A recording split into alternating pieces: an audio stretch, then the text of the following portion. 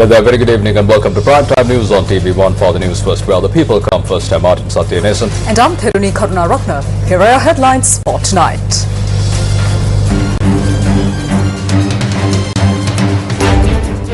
Special Presidential Commission to be appointed to probe all coal shipments since 2009. No confidence motion against Energy Minister defeated by a majority. Former President Mahinda Rajapaksa submits asset and liability declaration.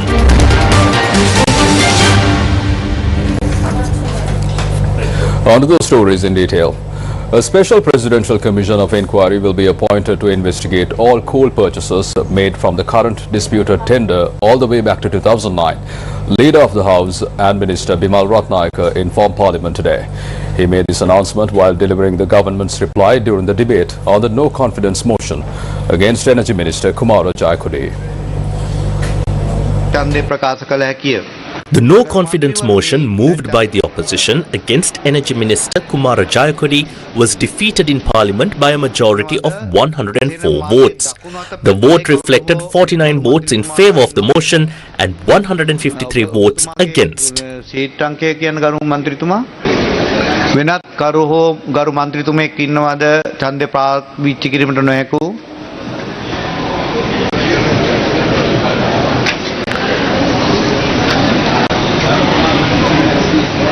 ගරු සමන්ත වසන්ත සමරසිංහ ගරු මන්ත්‍රීතුමා අලයින page එකද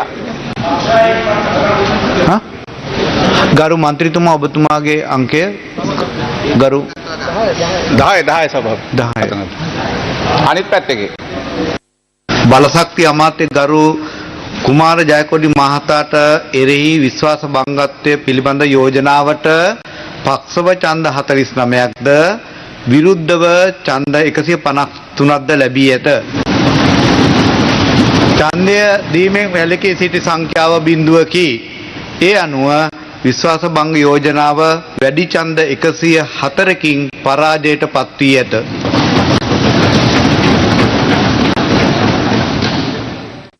අපි මේ විශ්වාස භංගයේදී මොකක්ද අපි රකින්නේ? අපි රකින්නේ මෙන්න මේ ප්‍රතිපත්ති. We ask ourselves, what is it that we are protecting through this no confidence motion? What we are protecting is our principle. We are not a party that would ever betray that principle for an individual or for a group. We have never done so and we never will. That is precisely why, even before criticism comes from the opposition or the media, we have taken action within our own party against certain individuals, some of whom were considered prominent, where shortcomings were identified. A major component of the public mandate entrusted to our party is integrity. We protect principle above all else. Therefore, for us, it does not matter whether the individual concerned is Minister Jayakodi or any other minister. If there is a fault, we do not wait for a no-confidence motion to be brought. We take action ourselves. In fact, even at the local government level, we have already removed one or two individuals where necessary. In this instance, we carefully examined the conduct of the minister as well as the entire tender process in detail. Since we found no shortcomings or corruption in that process, we have voted against this no-confidence motion. As such, you will lose this motion today. However, we say this clearly. You are free to file legal action if you wish. Furthermore, Honourable Speaker, we have discussed this matter with the President. What we expect following this no-confidence motion is the appointment of a special presidential commission of inquiry. Yes, a presidential commission of inquiry will be established. The special feature of this commission is that it will be composed of currently serving judges of the Supreme Court, not retired judges. Let me be clear. Since 2009, approximately 465 coal shipments have been imported into the country. Of those, around 450 shipments were brought in under your administrations, while only 13 shipments were imported during our tenure. We will examine all of them. And if wrongdoing is found, are you prepared to go to prison? If wrongdoing is established, are you prepared? This is why we are appointing a special presidential commission of inquiry comprising of sitting Supreme Court judges to examine the entire coal procurement process from 2009 onwards. We are ready to investigate everything without exception. Because if Minister Jayakodi is found guilty, he will go to prison. And if you are found guilty, you too will go to prison. Jayakody ඇමතුමා වැරදුනොත් එතුමා හිරේට යයි. එහෙම නුනොත් ඔබතුමාලා වැරදුනොත් ඔබතුමාලා හිරේ යයි. Here are some of the views expressed during today's Parliament debate. The IMF states that a primary reason for the increase in electricity bills in this country is coal corruption. Isn't that enough to resign? Isn't that enough for you to resign, Minister? It is your responsibility. Let's say there is no theft, or let's say there is no corruption. Even then, management is your responsibility. Policy formulation is yours. How can you still remain in that position after abandoning the responsibility of that management? Is the loss a small amount? According to the PUCSL report, there is a loss of 8,490 million for the first 9 ships alone. PUCSL එක වාර්තාව අනුව පළවෙනි නැව් 9ට කෝටි 849ක් පාඩු. ආණ්ඩුවේ ඇතුලේ යම්කිසි මන්ත්‍රීවරයෙක්ගෙන් දූෂණයක් වංචාවක් ඇති. If a fraud or act of corruption is committed by any member of parliament within this government, we as a party will not wait for anyone else to come. We will remove them ourselves. Therefore, as a party, we are not going to act by taking advice from the thieves who robbed the central bank. This isn't just one footnote person here. Where did you stand in that footnote gang? ඔබතුමා ෆුට්නෝට් කල්ලිය කොතනද හිටියේ? ගල්ලංගුරු ප්‍රසම්පාදන By allowing the coal procurement process to be bid on incorrectly, according to the instructions previously given by the Auditor General, 42 days should be given for this tender, but this person reduced it to 21. Why? It was reduced to 21 to deprive recognized companies of the opportunity to prepare systematically. Furthermore, the requirement to have supplied 500,000 metric tons of coal with over 5,900 kilocalories in the last 3 years was reduced to 100,000. Why? To allow corrupt companies to enter this process. කෙරුවා. ඇයි දූෂිත සමාගම් වලට මේකට ඇතුළට එන්නේ නැහැ? ඒ කතා දෙකෙන්ම මට පේන්නේ නැහැ මේ විවාදය. From both of these speeches, I don't see this debate going beyond the mother-in-law's account at the Homagama People's Bank. That is where it is.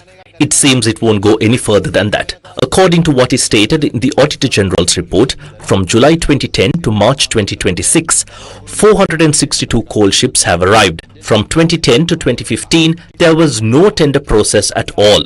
They would take a cabinet decision and grant that supply. When this issue went to the Supreme Court for the first time, the court stated that the transaction was at a level that shocks the judicial conscience. Therefore, that tender was declared null and void in 2015. So that is how the first 5 years went. MP Marika told a blatant lie, saying that we were the ones who changed the specifications in this tender process. The change went from 1 million to 500,000 was not made by our government. It was changed in 2023. We registered 26 suppliers and 11 of them participated in the tender. They were given 28 days. The selection was made from that. If anyone says the minister intervened to bring in a particular company, I challenge them to prove it if they can. The methodology for quality testing is to obtain the load port report and the discharge port report. However, tell me, during that time when Honorable Ajit Pereira was the State Minister for Power between 2015 and 2018, show me who paid for coal after checking the discharge port report. Back then, payments were made based only on the load port report. They did not obtain these discharge reports. We can pay for all 13 of these ships that arrived without any issue. During that period, they looked at the load port reports and our coal power plant reports, but none of those were taken into consideration. What we did was obtain the load port report from an accredited lab and the discharge port report from an accredited lab, and only then made the payments. There is a discrepancy between those two. That is what we are investigating now. When the load port report shows over 5,150 kilocalories, how does the discharge port report show 5,700 or 5,800? That must be investigated because there were certain deviations in the specifications. We have already taken steps to collect a penalty of $1,000. Therefore, the loss occurring from this will definitely be averted. Because of that, I want to tell the people of this country that due to this issue, there will be no increase in the electricity bill for the public in any way. That means the coal generation cost included for the second quarter is lower than last year. We are bringing this to the right place through competitive bidding in procurement. When we do that, the companies you previously supported may lose their opportunities. there will absolutely not be a problem with the electricity supply as you anticipate. කිසිසේත් තමුන්නාසලා බලාපොරොත්තු වන ආකාරයට විදුලි සැපයීමේ ප්‍රශ්නයක් සිදු වෙන්නේ නැහැ. Then in this case, the Auditor General of the country has very clearly examined all the documents and concluded that there is no accreditation. Furthermore, it is stated that those which did exist expired on the 30th of December. So what is the situation then? Are you now challenging the Auditor General? Do not mislead the House by presenting false facts. Those facts are mentioned very clearly in this Auditor General's report. So how can you say that there is no accreditation? I would specifically like to address the issue of the unregistered suppliers. Again, it is not we who are saying this. It is the audit report. The contract was awarded to Trident Temple, a company that did not have a registration. An illegal bidding process has taken place. 3 suppliers who failed to confirm their registration were allowed to submit bids. Is the audit report wrong?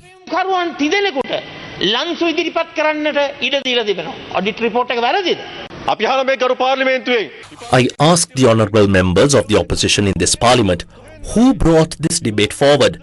Where did it originate? Where did the Auditor General's report that triggered this debate come from? It came because a member of the ruling party, the chairman of the Committee on Public Enterprises or COPE, made a request using his powers. He requested the Auditor General's department to immediately place a report on this questionable transaction before the COPE committee and provide it to Parliament. That is exactly what you are harping on now. You are trying to take only the portion that is advantageous to you in isolation and blow it out of proportion. Now may the gods help you with this whole issue. Because when these technical matters and procedures are explained one by one, you won't be able to face them. Why? Because outside, you're just playing a game without any substance, attacking blindly like bulls in a china shop. You mentioned that the President stated the loss from the coal procurement would not be passed on to the public.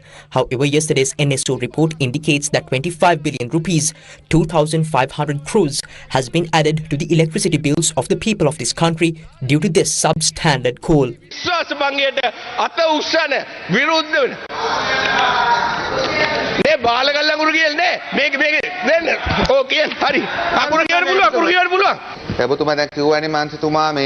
You said it yourself that 2,500 million has been placed on the people's back because of this substandard coal. Read that part out. You claimed it explicitly stated that the bill was offloaded onto the public due to substandard coal. You said it's in the report and that you'd include it in the Hansard. Go ahead and read that specific part now. We don't need your arguments. We already know the arguments.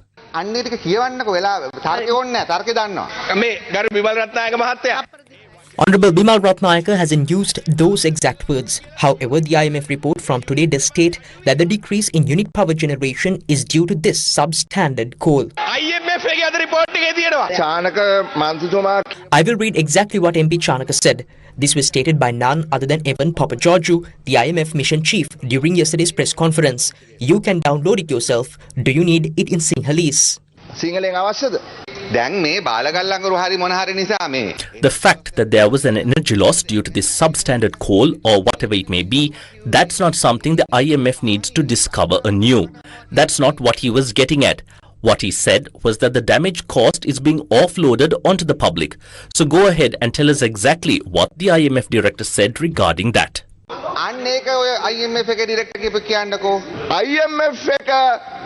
I am tabling the document. The IMF agreed to the $700 million on one condition. The electricity bill must be increased to be cost reflective. We have informed the PUCSL that this increase must be at least 25% to 30%. They will make the final decision. It is stated that 57% of that increase is due to substandard coal, resulting in a loss of 19 billion rupees. I say with pride that I directly intervened to thwart many corrupt fertilizer deals operated through temple trees. The chairman I sent home are the same ones from the SLPP who are now in remand custody. I didn't come here just to line my pockets. I came to work against thieves. Do you understand that? Therefore, we cannot prevent various proposals coming against us because of that. We expect them.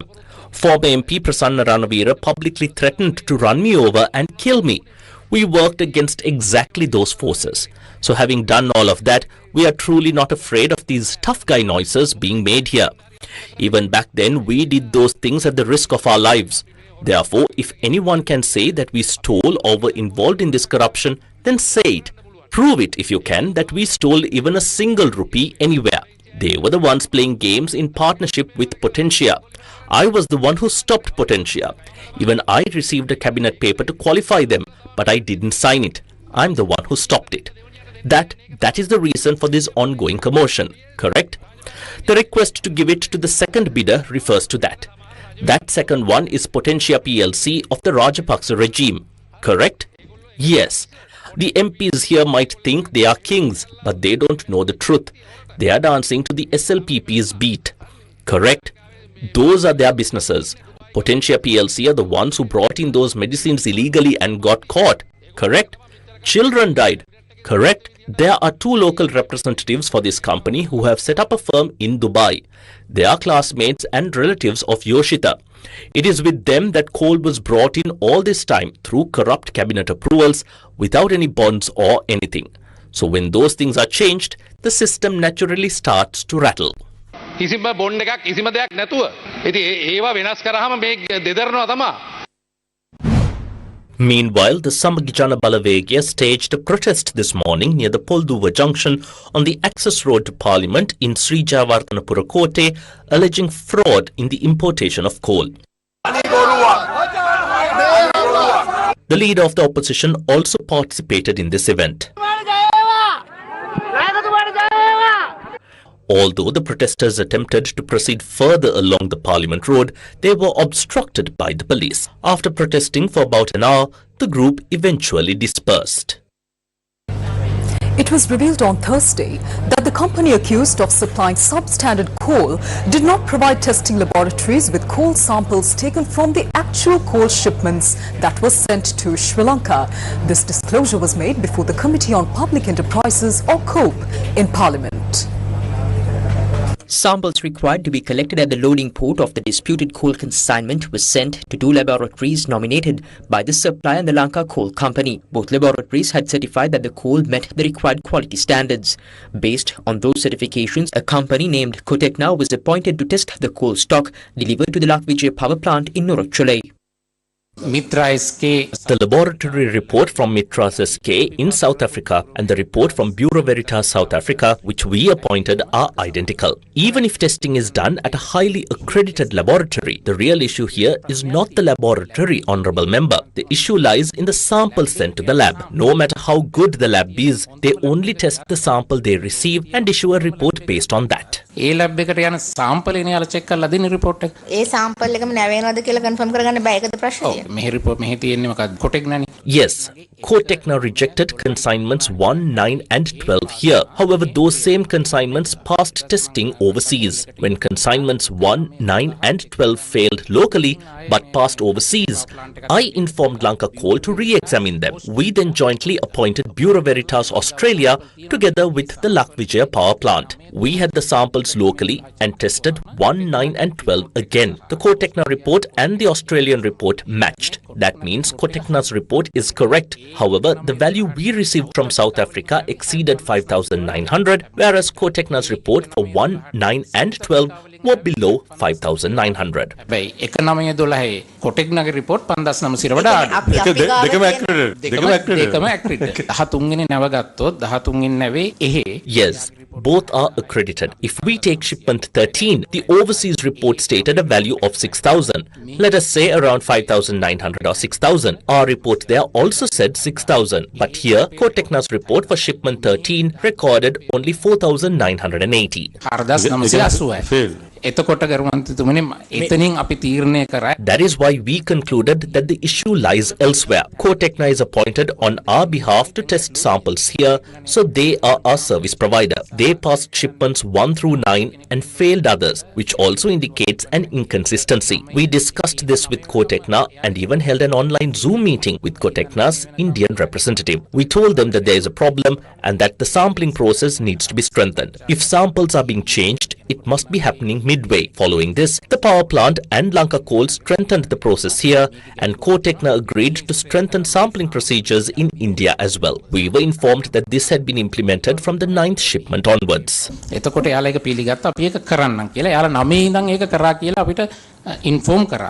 කොටෙක් නායකේ කොළඹින් ගිහිල්ලා sample එක collect කරන් එනවා. ඊට පස්සේ කුරිය කරලා ඉන්දියාවට යවනවා. අපිට මෙහි රිපෝට් එකක් ලැබෙනවා. කොටෙක් නායකේ වැඩ කරන්නේ ලාංකිකයෝ. හරිද? එතකොට ඔය ප්ලාන්ට් එකයි The people working for Cotecna are Sri Lankans. Samples are collected at the plant under CCTV coverage and then transported by Cotecna representatives to their Colombo office. From there, they are couriered to India. From the Norachole power plant to the Indian Cotecna laboratory, there is a dark area. The question is whether the same samples reaches the lab in India, as the secretary mentioned. This is a serious issue. This is a 44 billion rupee transaction. The sample is sealed, packed and sent, but there is no mechanism even after 20 years to cross-check at the Indian laboratory using, for example, our High Commission to verify the integrity of the seal. We accept the report and pay billions based on it. This power plant itself selects the Cotecna laboratory. At the same time, you claim the plant's performance is poor, yet you do not challenge or question the performance of the accredited laboratory that you chose. The laboratory passes most shipments, but the coal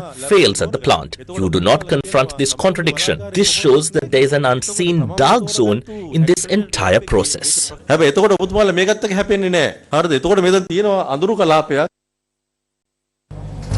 The Commission to investigate allegations of bribery or corruption has confirmed that the sworn declaration of assets, expenditures and sources of income of former President Mahinda Rajapaksa was received by the Commission today. The Commission had formally notified former President Mahinda Rajapaksa by letter on the 23rd, instructing him to submit the sworn declaration within 14 days.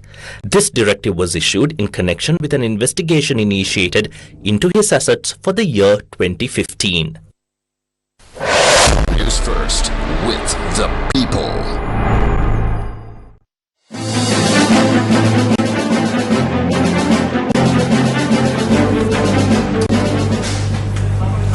Amid intense global attention, peace talks between Iran and the United States are scheduled to begin tomorrow morning in Islamabad, Pakistan.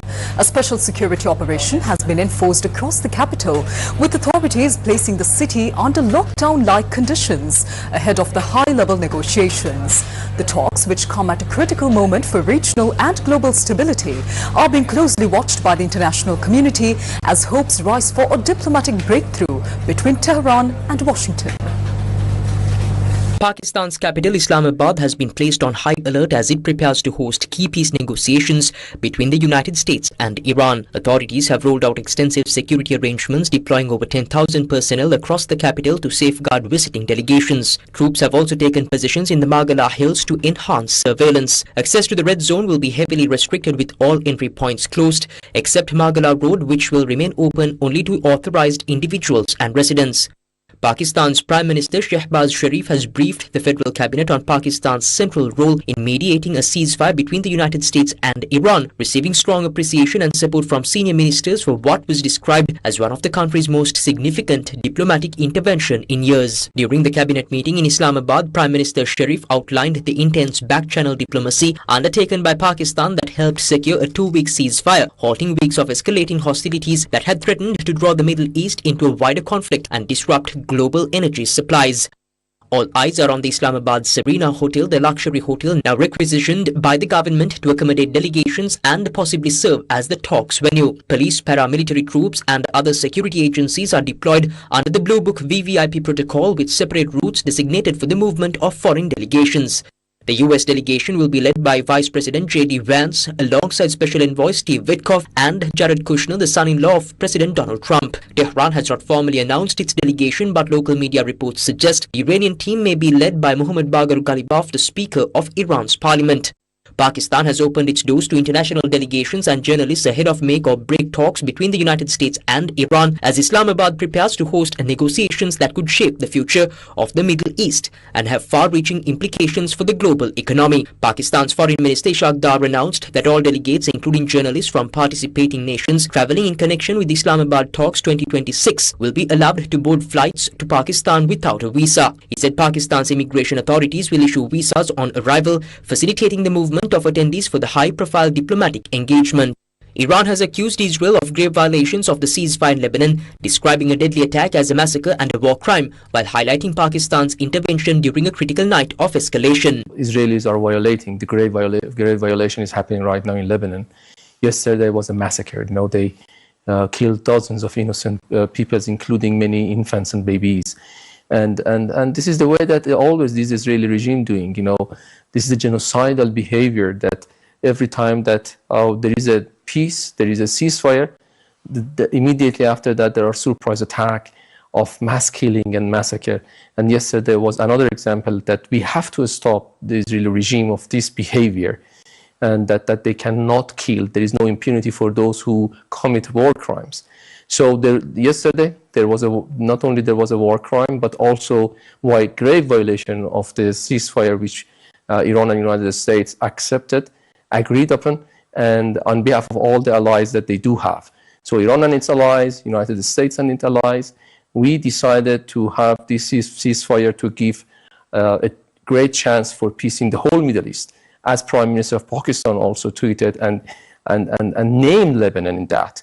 And it was quite clear. And I'm very happy that even Europeans are right now talking about that Lebanon should be and must be included in all the endeavor for peace in the whole Middle East. But anyway, last night was a very critical night because we had no option just to respond to these new atrocities. Then there were few back and forth and few messages through Pakistanis, and we hope that American could control its ally and this time honor their words actually, and being committed to what we agreed. Israel says it is open to Lebanon talks but rules out a ceasefire. The US is expected to host those negotiations in Washington supposedly next week on the ambassador level. Now Lebanon is again offering direct talks to Israel, but this time conditioning it to a ceasefire. The Israeli Prime Minister for the first time is accepting that, but reiterating that there will be no ceasefire and that Israel will continue to target Hezbollah. Countries facing today's global economic turbulence must accept that some pain is unavoidable as the world confronts a classic negative supply shock. International Monetary Fund Managing Director Kristalina Georgieva has said, urging policymakers to avoid actions that could deepen the crisis. What should countries do? And I will start with a word of caution up front. This being a classic negative supply shock, demand adjustment is unavoidable. To put it in a non-technical language, we cannot go through it without some pain. Policymakers can help to reduce this pain in multiple ways. And certainly, one way in which they can help is, please don't make matters worse. So I appeal to all countries to reject go-it-alone actions, export controls, price controls, and so on, that can further upset global conditions. Don't pour gasoline on the fire. You need this gasoline to drive your cars. China has called for a permanent ceasefire and sustained dialogue between parties involved in the Middle East conflict, highlighting a newly issued 5-point initiative jointly proposed by China and Pakistan. We think, you maybe noticed that maybe several days ago, China and Pakistan issued 5 points initiative. We emphasize this 5-point initiative can be summarized in 3 words: ceasefire, talk, ensure. So the ceasefire is a beginning, it's good. We hope relevant department keep his promise, to ceasefire, not just a temporary ceasefire, shoot for permanent ceasefire. Yeah.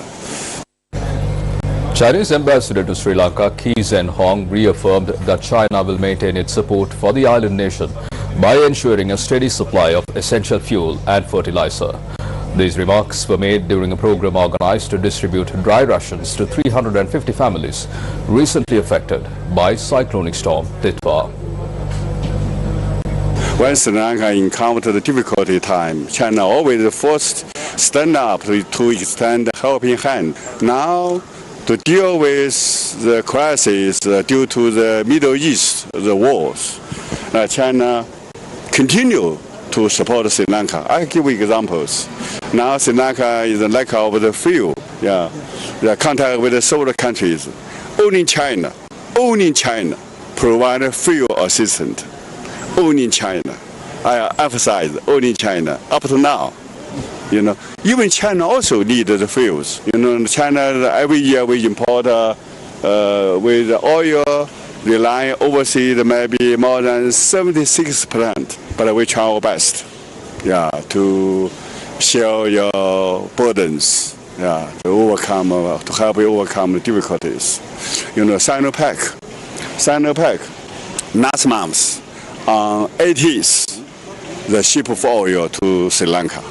This month, the Sinopec also overcome difficulties and ship the fuel to Sri Lanka.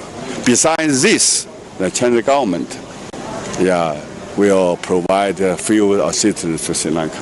The second is that fertilizers. Sri Lanka now is Yana seasons. They need fertilizer to plant rice.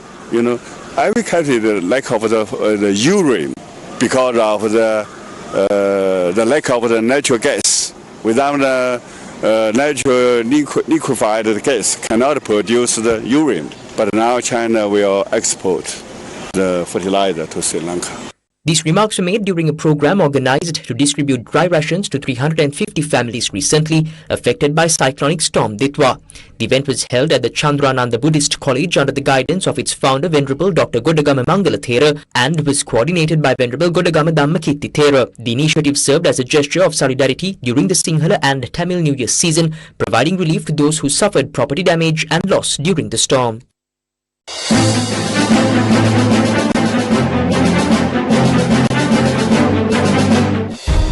Paving paths and changing destinies. Gammata. For the people. By the people.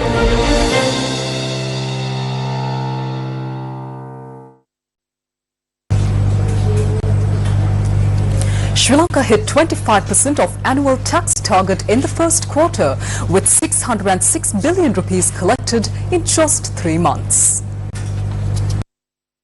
Sri Lanka's Inland Revenue Department has recorded a strong start to 2026, collecting 606,002 million rupees in tax revenue during the first quarter of the year, according to an official press release issued on the 10th April 2026. The IRD stated that the revenue collected from the 1st January to the 31st March 2026 represents a 17.7% increase compared to the same period in 2025, extending the momentum from 2025, when the department recorded the highest tax revenue in Sri Lanka's history. According to the department, the first quarter revenue includes contributions from all tax categories administered by the IRD, including income tax, value-added tax, and the Social Security Contribution Levy, all of which showed increased collections during the period. The strong first quarter performance has enabled the Inland Revenue Department to achieve approximately 25% of its annual revenue target for 2026 within the first 3 months of the year.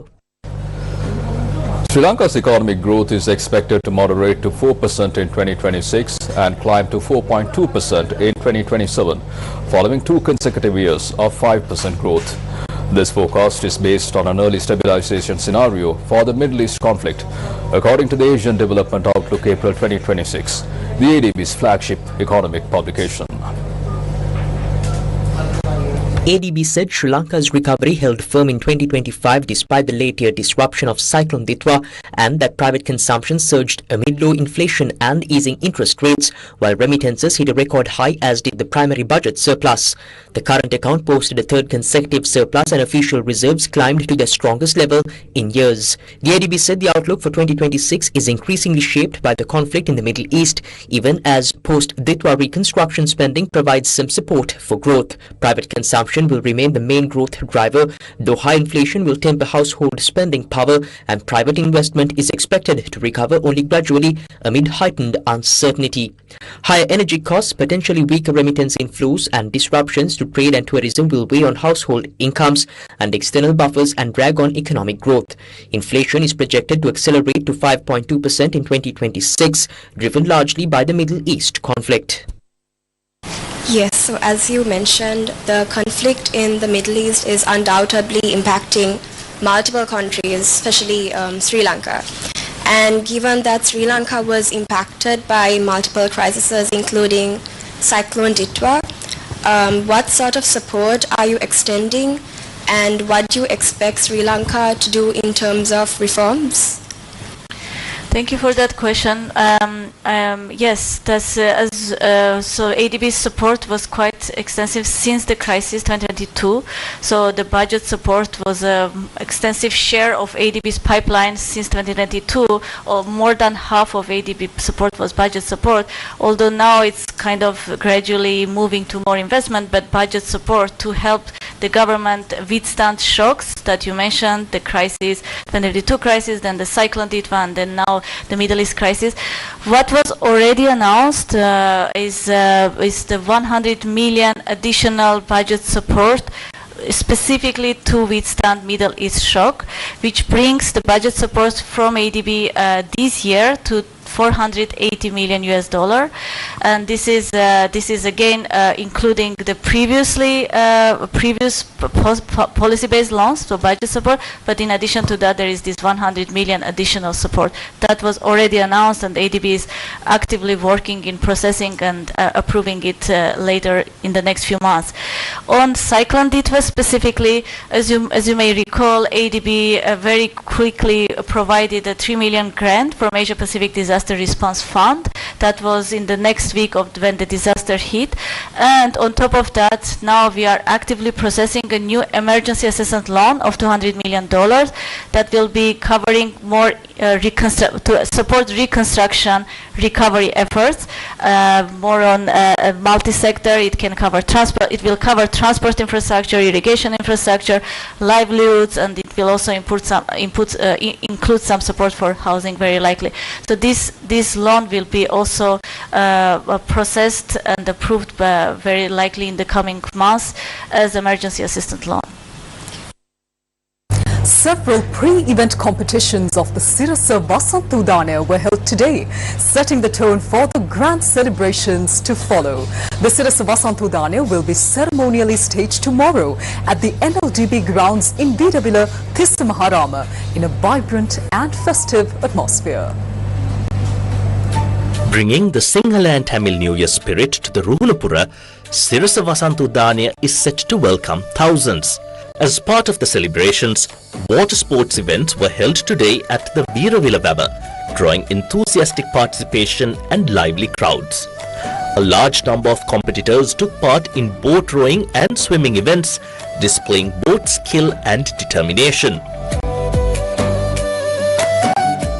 The men's single boat rowing event was won by Sri Kalum. The men's double boat rowing event was claimed by Sri Kalum and H.A. Tilak.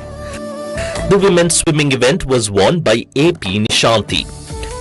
The men's swimming title was secured by M.H.B. Pansilu. These competitions received exceptional support from local government officials and residents, reflecting strong community engagement. Meanwhile, to ensure safety during Sirasa Vasantudane's water sports events, the Gammadda Search and Rescue Team today launched its rescue boats into the waters of the Veeravila Vava.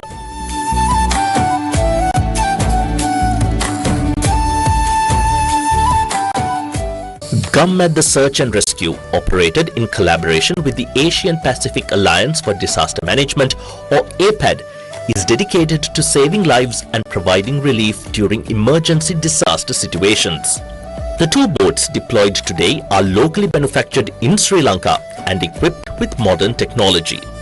The occasion was attended by Group Director of the Capital Maharaja Group, Head of Maharaja Media Network and GovMed the leader Shivan Daniel, MTV CEO Yasarat Kamal Siri, along with representatives of APAD and the Sri Lanka Life Saving Association, among others. Other GovMed the Search and Rescue අපේ ඒ ක්‍රියාන්විතයේ බෝට්ටු දෙක. These two boats launched today under GovMed the Search and Rescue are state-of-the-art rescue boats designed specifically to save lives. With these, we aim to respond more effectively during future disasters, rescuing people and delivering essentials such as dry rations rapidly. In the past, the lack of such boats has resulted in loss of lives and major operational challenges. From today, we are better prepared to face such situations.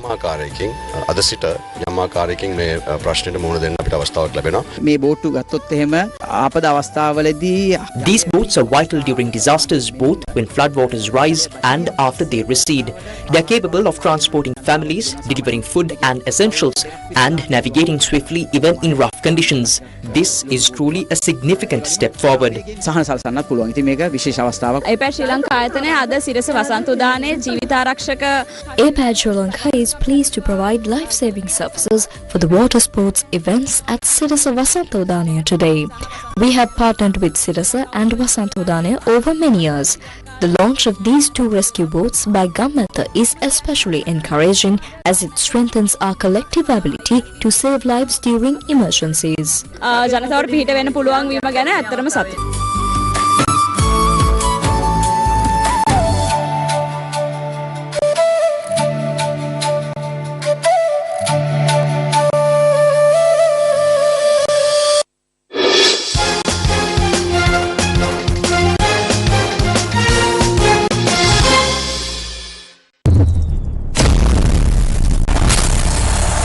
Protect our cricket.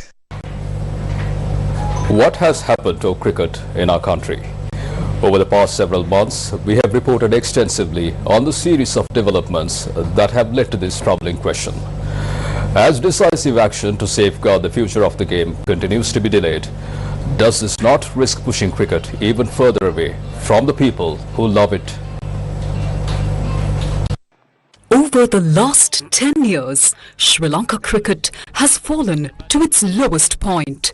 The national team has failed to reach even a semi-final of any ICC-organized tournament during this period. A decade ago, Sri Lanka was ranked #1 in world cricket. Today, that status feels like a distant memory. What remains now is a familiar cycle. After every defeat, players are changed, captains are replaced, coaches are shuffled, and the drama repeats itself. There have been countless occasions where officials responsible for this decline have appeared unable to answer questions before COPE. How many losses have been recorded in audit reports due to millions of dollars moved without proper scrutiny, funds mismanaged, and revenues not collected on time? The public is now well aware of how these officials violated foreign exchange regulations and opened overseas accounts, engaging in activities that have since come to light. Do you remember the Cricket University? The money spent on it, the issues surrounding land purchases, and then the shift to building the so-called high-performance centre. Not only COPE, but the entire nation was misled. Instead of developing cricket, officials appeared more focused on rewarding their wealthy business associates. Audit reports have revealed that even player air tickets obtained for tours were misappropriated by those in authority. The loss from broadcasting rights alone amounts to $18,242,411 US.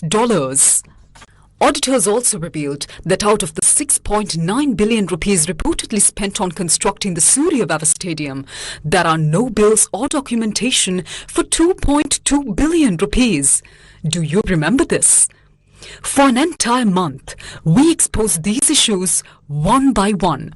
Civil society groups and young activists took to the streets to meet the president. Complaints were lodged with the Bribery Commission. Yet, even as these revelations piled up, cricket officials convened a special general meeting and passed resolutions not to develop cricket, but to enable construction contracts. To this day, these authorities seem to believe that changing the coach alone will solve the crisis. When governance failures were exposed in India, the Lodha Committee intervened and Indian cricket rose to the top of the world. When election fraud allegations surfaced in Bangladesh cricket, the Bangladeshi government stepped in, appointed a committee and implemented swift corrective measures. How much longer must we wait? When will the powerful networks that dragged Sri Lankan cricket into decline, betraying the trust of the people and breaking the unwritten contract between the game and its fans, finally be removed from cricket administration? From that, we bring to a close this edition of Primetime News on TV1. Thank you for joining us. Good night.